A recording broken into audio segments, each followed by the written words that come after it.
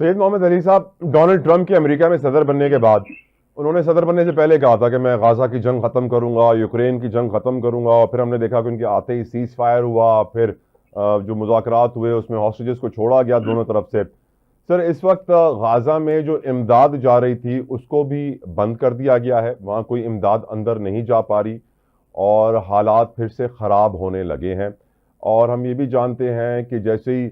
Ukraine کے صدر Zelensky کو ڈونلڈ ٹرمپ نے جھاڑ پلائی تو وہ فوراً سے اپنے یورپین ساتھیوں کے پاس پہنچے اور برطانیہ نے ان کی امداد کا اعلان کر دیا کہ ہم اسلحہ دیتے رہیں گے یوکرین کو تاکہ یہ جنگ ختم نہ ہو اور یہ جنگ چلتی رہے۔ اس کے اوپر تھوڑا سا کمنٹ کیجیے گا سر کہ ڈونلڈ ٹرمپ کے آنے کے بعد جو امریکہ اقدامات کر رہا ہے اس سے آپ کیا اثر دیکھ رہے ہیں فلسطین کے اوپر بھی اور of course Russia Ukraine war کے اوپر بھی؟ سر دیکھیے، صدر ٹرمپ کی سوچ، حکمت عملی اور پالیسی کو سمجھنے کے لیے تین حقائق کو ہمیں مد نظر رکھنا چاہیے۔ ایک تو یہ کہ وہ بنیادی طور پہ ایک پیشہ ورانہ جو سیاستدان ہیں وہ نہیں ہیں، بلکہ ایک کامیاب کوہنہ مشق قسم کے بزنس ٹائکون ہیں۔ دوسری بات یہ کہ ان کے داماد جو ہیں آپ جانتے ہیں ان کا بھی یہودی مذہب سے تعلق ہے، اور یہ ان کی جانب ایک نرم گوشہ وہ ہمیشہ سے رہا ہے، جس کا فوری طور پہ عملی اظہار آپ نے دیکھا پہلی ٹرم میں بھی۔ وہ پہلے امریکی صدر تھے جنہوں نے امریکہ کی جو ایمبیسی ہے اس کو تل اویو سے بیت المقدس موو کیا ان violation of UN security council resolution.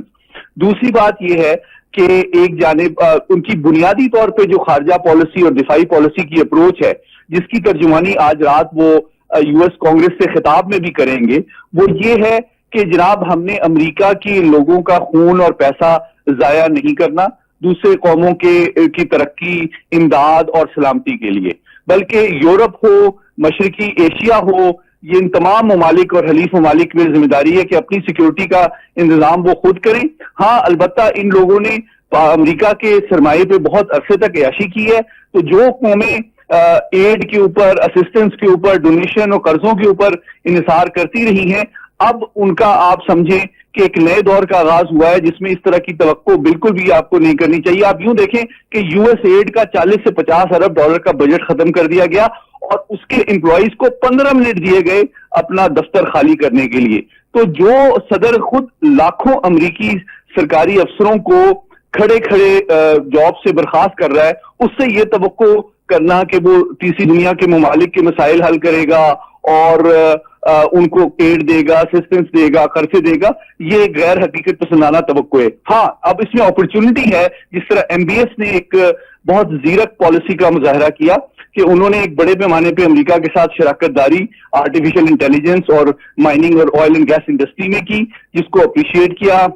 Trump نے۔ ساتھ ہی ساتھ انہوں نے روس اور امریکہ کو ایک مقام پہ ایک تاریخی ملاقات اور مذاکرات کے لیے مدعو کیا، جو انہوں نے ایک بہت سفارتی طور پہ ایک بڑی زبردست حکمت عملی کا مظاہرہ کیا تاکہ وہ دونوں جانب ریلیونٹ بھی رہیں۔ اور تیسری بات یہ کہ ساتھ ہی ساتھ وہ چین کے ساتھ بھی اپنی ایکسپورٹس کو انکریز کر رہے ہیں، سعودی عرب، جبکہ امریکہ خود جو ہے باہر سے آئل امپورٹس کو کم کرنا چاہتا ہے۔ تو ہمیں بھی اسی طرح چاہیے کہ دیکھیں کہ ہمارے وہ کون سے ایسے شعبے ہیں جس میں ایڈ اور اسسٹنس کے بجائے ہم کوپریشن کو بڑھا سکتے ہیں، خصوصاً مائننگ کا شعبہ ہے، خصوصاً ٹورزم انڈسٹری ہے۔ یہ ایسے شعبے ہیں جس میں امریکہ کی موجودہ ایڈمنسٹریشن کے ساتھ ساتھ ٹرمپ انتظامیہ کے اپنے خاندانی جو اسٹیکس بھی موجود ہیں۔ اور اگر آپ سمجھیں کہ گوادر میں اگر ایک دن ٹرمپ ٹاور ایک بن جائے تو آپ سمجھیں کہ شاید گوادر کے حوالے سے جو امریکہ کی پالیسی اور خدشات ہیں وہ بھی دور ہو جائیں گے۔